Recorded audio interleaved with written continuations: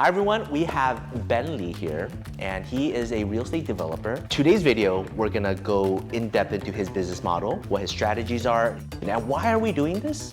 Because a lot of people investing in the US and a lot of people who want visas in the US, this is definitely a pathway. We definitely help somebody do an E-2 small investment visa and create a real estate developer. Now, Ben doesn't need a visa, but his entire model could be as a reference for somebody who wants to do it. Somebody who has an L-1 company, they could totally build this out as part of their arm, and obviously EB-5 investment as well. If you guys have any questions about how he does it, feel free to leave a comment below. Let's go. So I actually do not have a professional background in real estate. I went to UCLA, studied mechanical and aerospace engineering there, and so started off my career as a project engineer in the aerospace field. During that time, I read or hear about people who take some extra income, buy a rental property, and then fix it up or rent it out. That's what I did. And so over the past 10 years of my working career, I had probably bought about a little more than 10 homes, and they were all being rented out. A year and a half ago, you decided to go full on into this real estate developer. Within just 1 year, you already purchased about 70 properties. Because this is so different than the BRR method, right? Correct. Pros and cons, let's talk about that first. Because a lot of people know the buy, refinance, rent method. But you're doing something a little bit different. You're buying, and then what are you doing now? We're fixing it and we're selling it. In one case, the end customer is yourself. The other case, you are selling the home to another investor or a home buyer, and the way you would renovate the house is just a little bit different, but the base of it is the same. You have to find a good house at a really good price, and your renovations have to fit within budget so that it makes sense to either refinance or sell. That's true. So both methods, you need to buy a good property, you have to have an eye for the market, and you need to renovate it. So you already have 10 years of experience doing that. Correct. Yeah, so market analysis, it ebbs and flows with the actual market. But if you understand how to value a property, then the fundamentals are there. So it's very easy for you to pick it up in any location you want and just do a quick market analysis to know which home is a good buy and which home isn't. And that's how you were able to do it so quickly once you came up with a formula.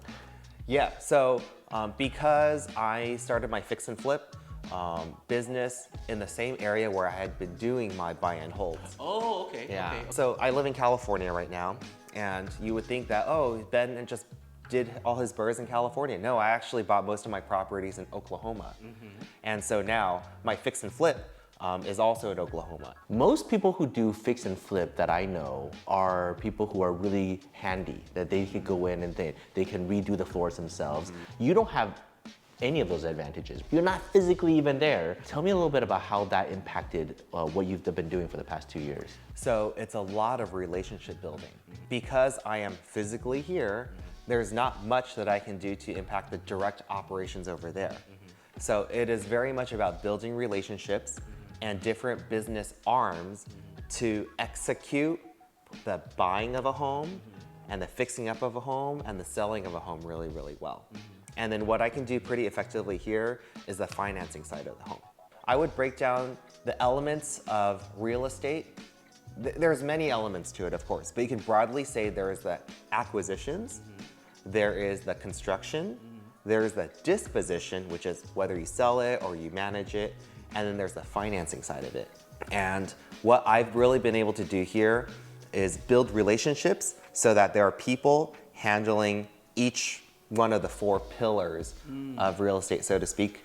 And then I'm doing a lot of the financing right now, but there are people that are helping me out with that as well. This is fascinating because that's exactly what a lot of the visa categories want to see. And a lot of times, this is what the investors really want. So can you walk me through a little bit, Monday through Sunday? So it was very different when I was first starting out. I had to do everything, right? So what did acquisitions like? It was calling a bunch of people that wanted to sell their home off market. It was raising a bunch of money. It was going to bid on all of these house projects that I wanted. I probably had started with 2 or 3, finding all the contractors, getting their prices, competing them against one another, and then finding the right realtors to stage, sell, market the homes. As I continue to do that, people caught on to what I was doing and wanted to be part of it. And so I was able to start building systems around what I was doing so that my day was not spent always calling people to see if they wanted to sell their homes, always talking to contractors, seeing if they wanted to bid. Instead, now there are people doing that on my behalf. And so it went from 18 hours a day, 7 days a week for many, many months, just doing every aspect of it, to now mostly strategic conversations with the people that are managing each aspect of those pillars, and just making sure that everyone is aligned on where we're headed. A lot of people, they stick with one of those pillars. They'll stick with the acquisition side, or they'll stick with the finance side, or they are a construction company. And we're unique in that we are all of them. We don't work on other people's homes. We buy the homes and then we work on it ourselves. And we don't hire an outside contractor to work on our homes. We have our own in-house construction team that works on the homes. And when we sell it, we aren't looking for the cheapest broker out there to sell it. We have an in-house broker that can sell it to us at a very cheap listing price. Being here and not there where the project is really focused you on the business. And you have to make it work. I was focused on building or working on the business rather than in the business. Very basic things like, oh, can you take a picture of the front of the house and send it for an insurance policy? You know, I can't do that. I needed to rely on someone else. And so we had to build systems for that. What was, I thought, a big weakness ended up being a big strength for us. And that's exactly what the investors want also, because they don't want to do all of that, right? They want to just invest, they want to have a business, but they don't know what it looks like. So let's talk a little bit about that. What are all the personnels? How many people do you have on your team? What are their responsibility? On acquisitions, we have a director of acquisitions, we have one acquisitions manager, and two acquisition specialists. And those people are just focused on walking homes, making offers on homes, seeing if people are interested in selling their home, etc. What's the next team? The construction team. We have a director of construction, and we have an office manager, we have a business manager, we have someone who does something called a takeoff. Those are the people that do a more detailed run through of the house right after we buy it. So we know what is needed to get started to working on the house. And then we have 10 to 15 guys currently that are laborers, and one person who does payroll, specifically for the construction arm. Then what's next? It gets handed off from construction to dispositions. And dispositions is responsible for staging the home, for taking photos of the home, for listing the home, and when all the offers come in, and so we have to negotiate well, and then get them under contract, make sure all the terms are good, and then we are under contract. What's the last one? Finance. Okay, who does that one right now? So working for the company in the finance leg is currently only me, but I do have one person on a commission base who is out raising capital for me. And I also have a couple lenders that are acting as my funders. So they will go out and source some money for me, and then they will bring the money to me, and I pay them interest. What do you think is the hardest part about this business? Investing in real estate is very hard, but very simple. And so you can ask, hey, what do you mean by it's hard and simple? Well, another thing that's very hard and yet very simple is to have a six-pack, right? It's so simple. All you have to do is eat right and exercise. But it's really hard because of the discipline when we're not feeling like we want to do it. And for real estate investing, it's a very, very simple thing.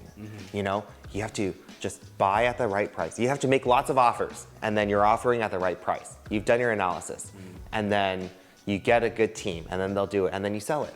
But what makes it hard is that it can get very discouraging. The hardest part about it is that you have to be really consistent. And when times are good, you don't overcommit. And when times are bad, you aren't fearful.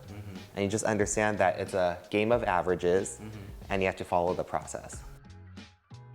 If somebody want to do the exact same thing as what you did, and then they take everything that you've done and filed it with the government, USCIS, to get a visa, and the government says, you're not an executive.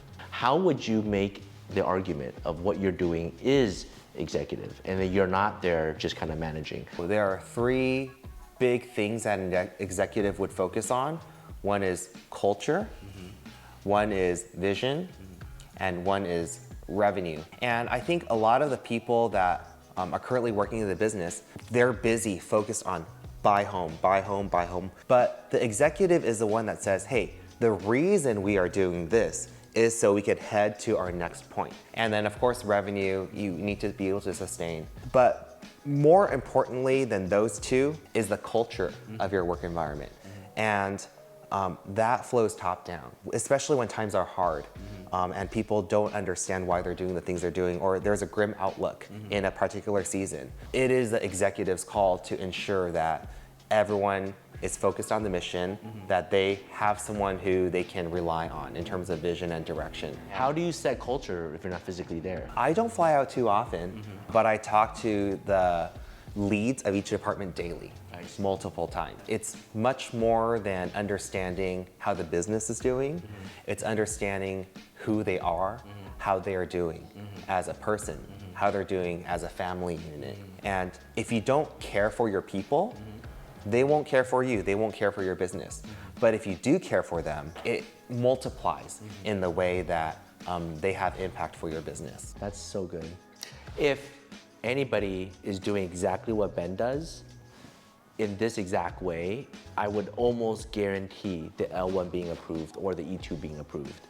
Just the way, the structure, the way he explained everything, that is exactly what you want to put into your petition letter or your request for evidence. They don't want to see first-line managers. They want to see executives. They want to see the person casting the vision and the team is making money and sustaining. Thank you, Ben. Thank you for coming. Thanks for having me here. Take care.